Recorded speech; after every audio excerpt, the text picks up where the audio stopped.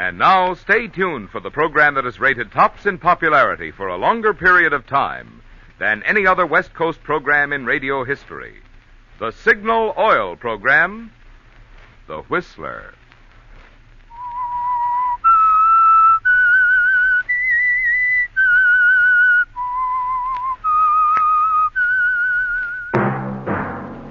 Signal, the famous Go Farther gasoline, invites you to sit back and enjoy another strange story by The Whistler.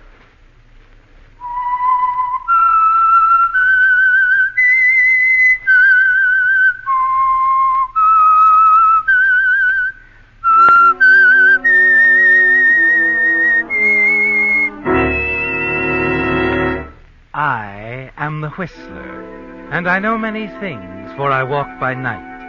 I know many strange tales hidden in the hearts of men and women who have stepped into the shadows. Yes, I know the nameless terrors of which they dare not speak. And now for the Signal Oil Company, The Whistler's strange story. Borrowed Byline.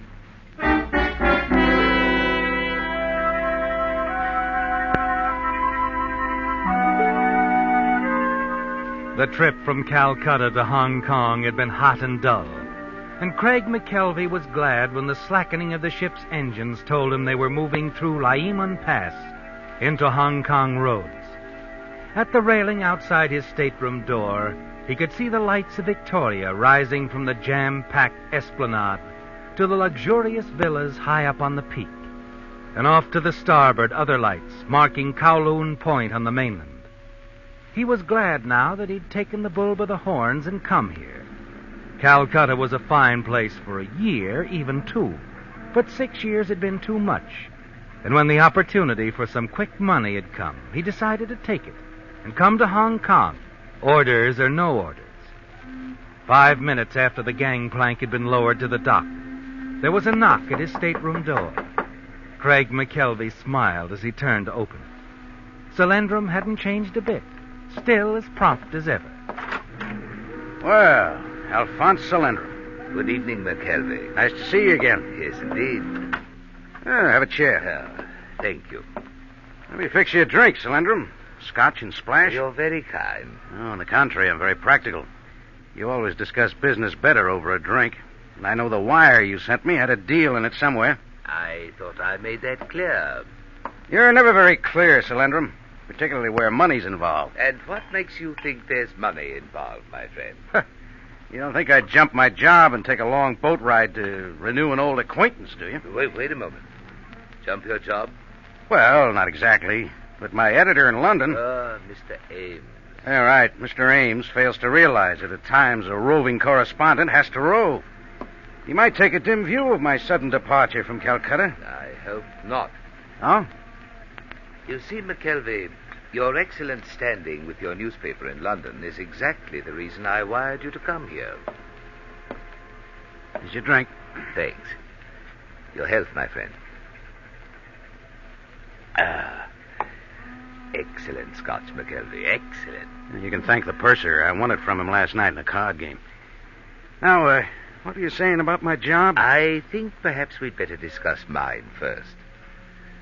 I've established a new connection, McKelvey. I see. Representing a British importing firm. Sounds honest. Oh, it is. That's strange, Alphonse. I've never known you Tut. My past is a closed book, something to be forgotten. There's much to be done here, McKelvey. New worlds to conquer. The right man, the right set of circumstances, and the wealth of the Orient is here for the taking. Tell me, my friend, how much do you know of natural history? What? Do you know, for example, that on the slopes of the mountains to the west, there lives a species of deer, a small hornless animal, unimpressive as a trophy, but worthy of the most skillful hunter who ever held a rifle? If you don't mind, old man. I'm being obscure again.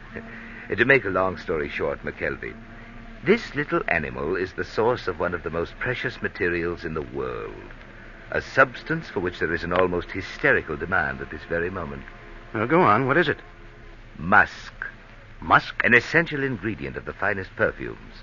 What little there is in great demand on today's market. Well, that's all very interesting, but where do I come in? I'm coming to that. It seems there is a persistent rumor that a fabulous amount of purest Tibetan musk is floating around East Asia somewhere. My firm is most anxious to locate it. So anxious, in fact, that they've retained me for the past 8 months solely to conduct the search. And that, McKelvey, is where you come in. Oh, is it? A simple dispatch in your very reliable newspaper indicating I have discovered the musk would simplify my problem immeasurably. I'm still a lap or two behind, Alphonse. I know I can be frank with you, my friend. From the moment I accepted this proposition, my problem has been to persuade my superiors in London to advance funds to cover the purchase. Needless to say, my firm in London tends to be cautious, since the transaction will come to over $250,000 American. Then you have found the musk? No. Oh.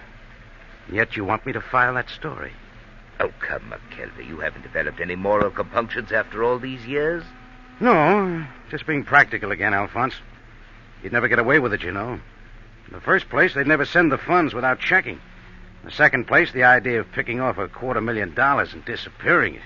Simply fantastic. You underestimate me, my friend. After all, I haven't been at work on this for 8 months for nothing. So all you need is a story over my signature and they'll jump. They do anything to close fast, prevent competitive bidding. I see. You realize, of course, that this kind of a sellout would finish me as a foreign correspondent. It should be well worth your while. How much? 25,000 American. You underestimate me, Alphonse. Make it 50,000. That's a lot of money for a story. You're buying a career. Excuse me. Yes. Cablegram, sir. Oh, here you are. Thank you, sir. Hold for arrival. What? Consider your impromptu departure from Calcutta inexcusable. Your services with this paper terminated immediately. Frank Parksley has requested temporary transfer to Hong Kong, instructing him to replace you on arrival. Ames.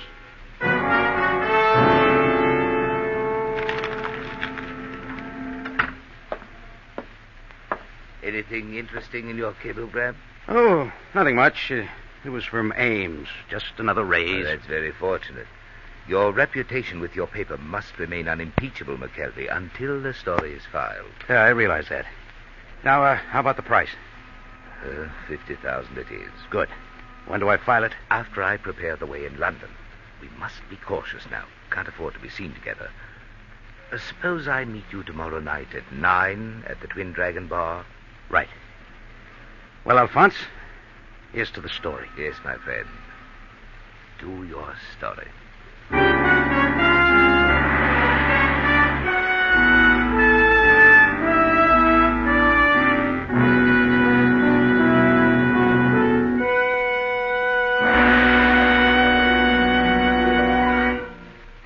The high-compression engines of many of today's newer cars are designed to perform best on a premium-quality gasoline such as Signal Ethyl. But if you're nursing along an older model, you may think ethyl gasoline wouldn't make any difference in your car. Well, if you'd see some of the vintage models that fill up at the Signal Ethyl pump and hear the enthusiasm of their owners, you'd change your mind. For instance, a chap who lives up in a hilly section was relating, "You should see some cars struggle when they try to pull my hill. But with Signal Ethyl, my 41 model walks right up in high." Another driver of a 46 model remarked, "On cold mornings, I hear some of my friends complaining about hard starting. But with Signal Ethyl, my car starts quick as a rabbit." Yes, folks say mighty nice things about Signal Ethyl, because this premium grade of Signal's famous Go Farther gasoline is engineered to bring out the best in any car of any age. So if you're not getting the fun out of driving you used to, why not try this little experiment? Do as new car buyers do. Treat yours to a tankful of Signal Ethyl. See if you don't feel the difference, a wonderful difference, in Signal Ethyl.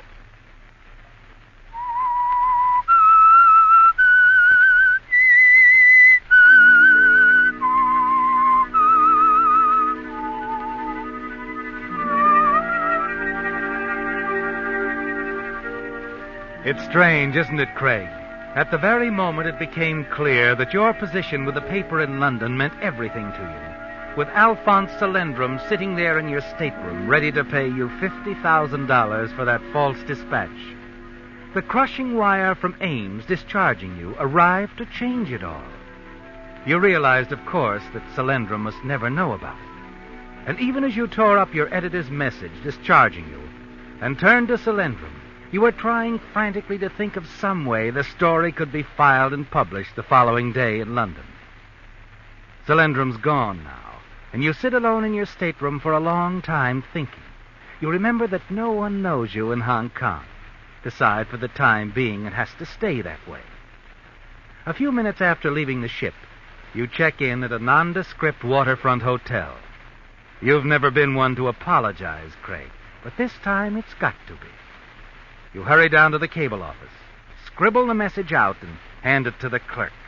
Let me see now. Timothy Ames, Fleet Street. Can't believe you're serious. Came here on tip, underground movement very active in southern China. Know you will allow me time for full report. McKelvey.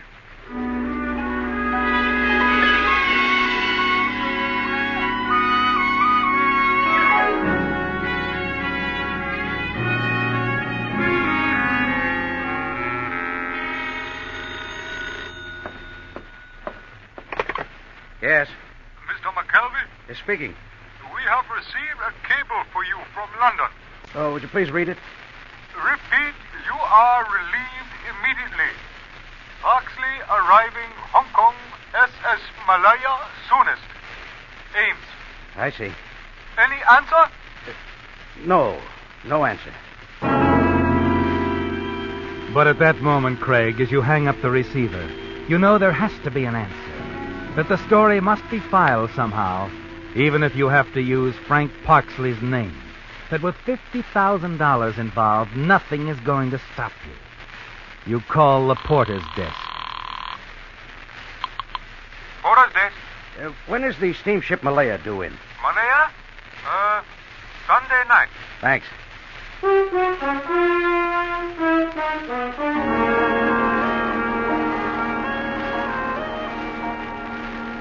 And Sunday night is uppermost in your mind as you sit with Salendrum later that evening in a dark booth at the Twin Dragons. Going over the text of the story you know you'll have to file under Frank Parksley's Byline. You've got that straight, McKelvey. Negotiations are underway. Mind you, nothing more. We must not imply the deal is anywhere near closed. Of course. They must fear competition, you see. Rival offers, higher bids. I see. When does it go? Tonight.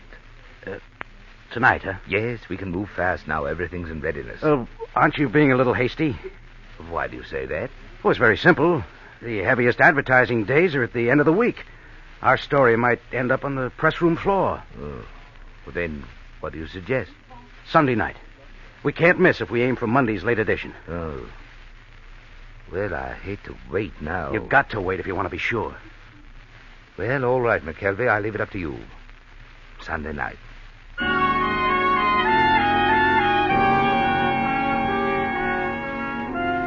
Yes, Craig, it has to be the night Parksley will arrive on the Malaya, because your mind is made up, isn't it?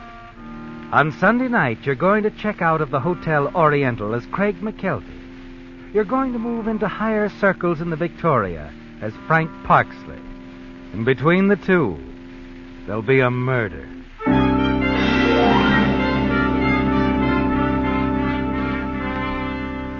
Sunday night finds you at the dock waiting, looking up at the sleek side of the passenger vessel that just pulled in, the SS Malaya. You breathe a sigh of relief when you see Parksley, the linen suit, the thin, rangy figure, the same Frank Parksley you saw in Singapore years ago. Hello, Parksley. Huh? You don't remember me. I'm McKelvey. Oh, yes, McKelvey, of course. I'm sorry. Oh, we only met once. Yes, London, wasn't it? Singapore. Oh.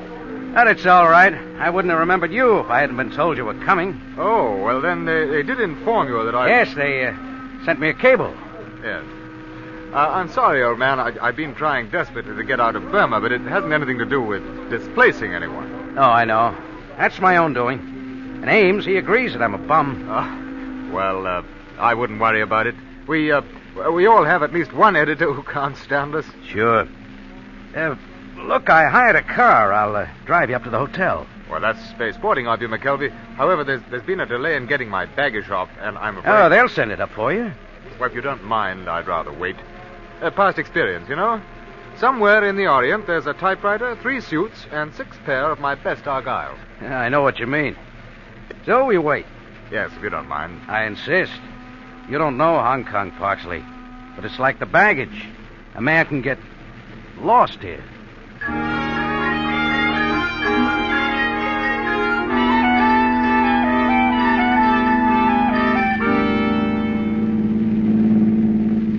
I was a little surprised when they named you as my replacement, Parksley. What struck you to want to leave Burma? Oh, well, at the moment, I think there's more opportunity for me here. Oh, really? Yes. I say, is this the road to the hotel? Well, it's a roundabout one, but I thought you might get a kick out of seeing the bay. Well, yeah, it's pretty all right. There's quite a view spot up ahead. A friend of mine drove me out to it the first time I was here. Oh. Yeah, here we are, just around this curve.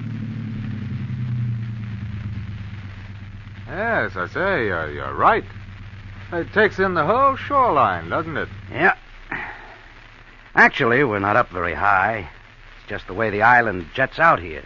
Well, not many people could know this spot. It wouldn't be so deserted. I'll have to remember it, McKelvey. You listen as place Frank to take. Parksley prattles on about the view. He's right, isn't he, Craig? Not many people know this spot. You're thinking that as Parksley turns his head, looks away from you in the direction of the bay. Your hand moves down and tightens around the handle of a heavy wrench at your side. The lights over there, McKelvey. They're glittering like the gold we mortals are always after, hmm? Have you ever thought of them that...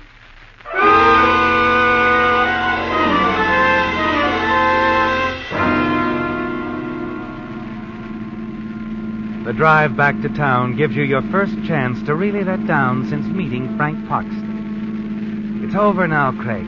You did it. Killed Parksley and sent his body, heavily weighted with stones, over the side of the cliff and splashing into the waters of the bay. You're glad now that he insisted on waiting for his luggage. You have a use for it, haven't you? Yes, at Parksley's hotel. But not before you return the rented car and attend to a few things at your own hotel. Oh, you leave, Mr. McKelvey? Yes, checking out, Sam. Getting passage on the Malaya.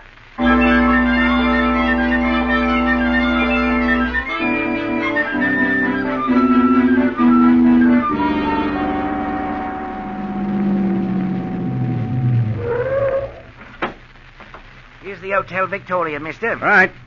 There, here you go. Oh, thank you.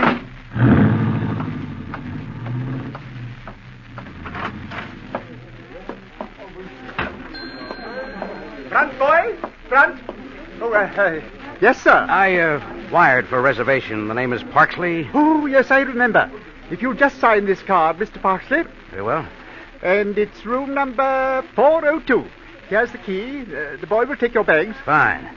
All right, Sonny, let's... Well, if it isn't my good friend. Solendrum. Yes, indeed, my dear man. You go on ahead, boy. I'll be right up. You said yourself we shouldn't be seen together. But not here, not here. I'm in room 402. If there's anything to talk about, wait about a half hour and then meet me there. As you wish, my friend. Room 402.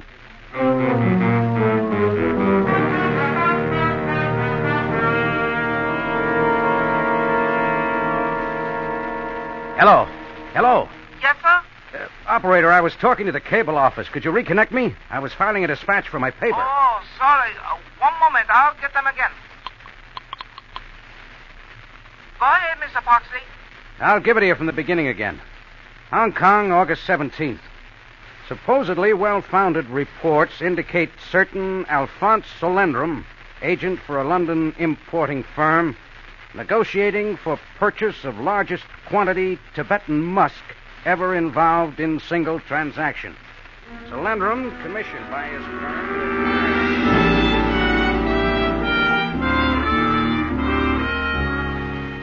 A few minutes later, and it's over, isn't it, Craig?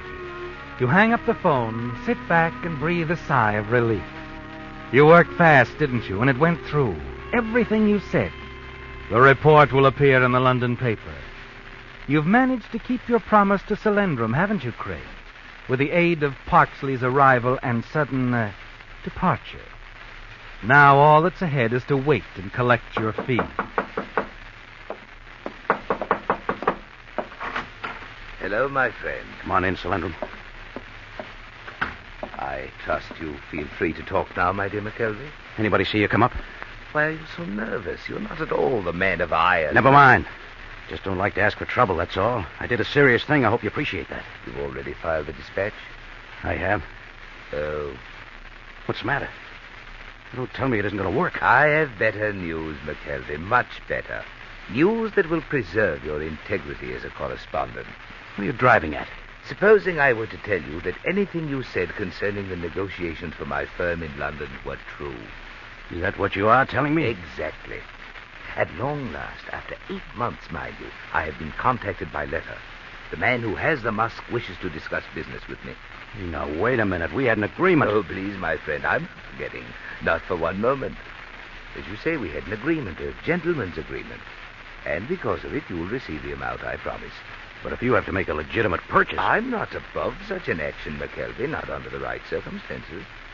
You're meeting this man tonight? He's coming here to the hotel, yes. I must talk to him privately. You see, the margin of profit is accounted for by the simple fact that he did not come by the musk by entirely honest means. So he's willing to sell for less?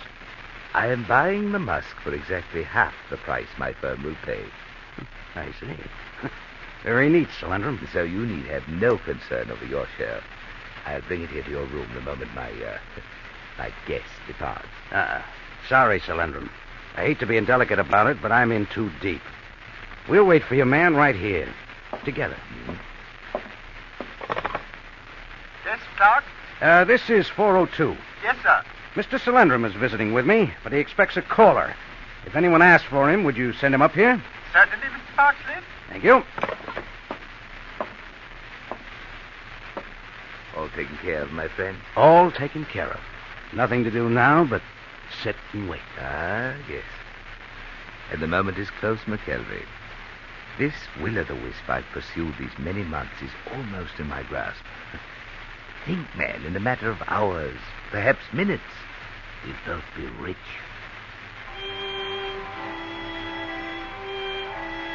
And you are thinking, aren't you, Craig?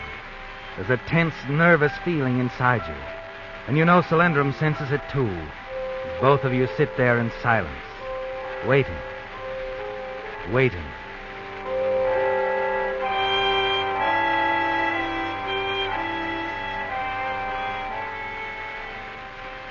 You glance at Frank Parksley's brown leather luggage piled next to the chair, thankful that the initials FP are facing you and not Solandrum. It's too late to even wish now that you'd thrown it into the bay along with the body of its owner. 11 o'clock. 11:30. 12. You're both wondering now. So many things could go wrong. So much could happen to a man alone in Hong Kong, with over $200,000 in his hands. And then...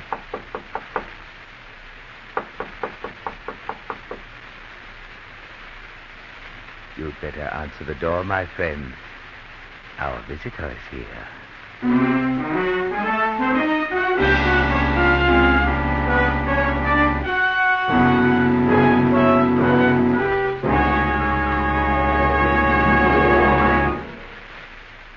If you're not getting a new car, you naturally want your present car to keep performing as well as possible. Well, the lubrication and service a car gets have a lot to do with its performance. And that's where independent signal dealers shine. With them, you see, servicing cars isn't just a temporary job. It's a permanent business in which they've invested their own money. That means signal dealers not only actually enjoy working with cars, but on the average have had years of experience. Experience which gives them valuable know-how that can make such a big difference in a car's performance and upkeep. Also, independent signal dealers are well aware that their success and very livelihood depend on how well they satisfy you. Well, naturally, this conscientious type of personal service can add a lot to your car's life and your driving pleasure. Good reason why so many drivers these days are switching to the friendly service stations that feature the famous Go Farther gasoline. Signal, that is.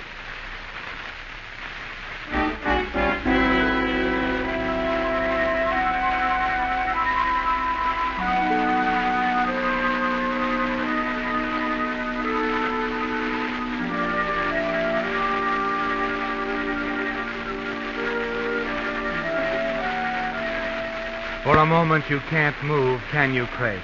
Then suddenly you find yourself on your feet. And in the few seconds it takes you to cross the room, the whole nightmarish story flashes across your mind. The cryptic wire Solyndram sent you in Calcutta, the fortune in Tibetan musk, the false dispatch, Frank Parksley's body lying at the bottom of the bay, and above all, the fear, the terrible knowledge of what will happen if they find you here in his place. Yes, Craig. From now on, you have to move fast. Good evening. I wonder if I'm in the right room. Oh, yes. The man you want is inside. Oh, come in. This is Mr. Solyndram. Good evening. I presume you're Parksley? Parksley? Yes, Craig. Man, I've been expecting. That's very interesting, Mr. Solyndram. I'm Inspector Wilson. I knew Frank Parksley wasn't working alone, so I've been following him ever since he robbed a trader in Burma of a fortune in Tibetan musk. Well, this is obviously something between you two gentlemen, so I'll... Oh, no, my friend, don't go. You're in this, too. You're quite right. You see, after tracing Parksley this far, I lost track of him momentarily. Disappeared. Quite remarkable. Then this afternoon, some fishermen reported a body visible at low tide in the shallow water off Crown Point. A body? Yes. Parksley's body. Now, suppose you tell me, which one of you killed him? No, wait a minute. We haven't seen this Parksley. You registered here in his name? But we haven't seen him. We were waiting for him. Then how does it happen that his luggage is there by that chair? I'd know it anywhere. Ought to. I followed it long enough. You see, some of that luggage contains the stolen musk. What? I said that luggage contains the stolen musk. Interesting, eh?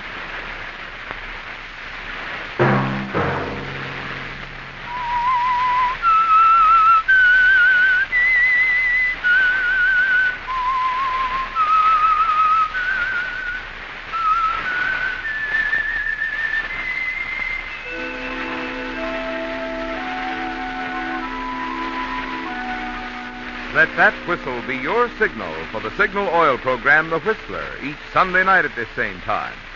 Meantime, Signal Oil Company and the friendly independent dealers who help you go farther with Signal gasoline hope you'll remember. Regardless of what gasoline you use, you'll enjoy more miles of happy driving if you drive at sensible speeds, obey traffic regulations, and avoid taking chances. You may even save a life, possibly your own.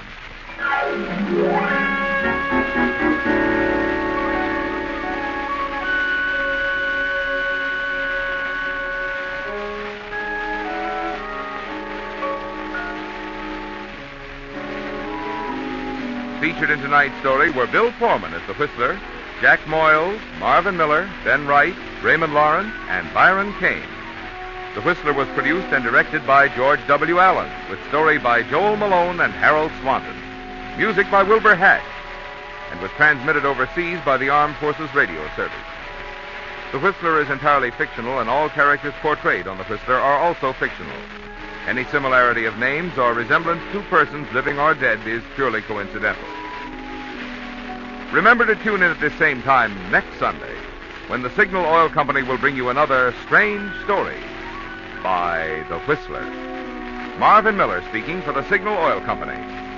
Stay tuned now for Our Miss Brooks, starring Eve Arden, which follows immediately over most of these stations. This is the CBS Radio Network.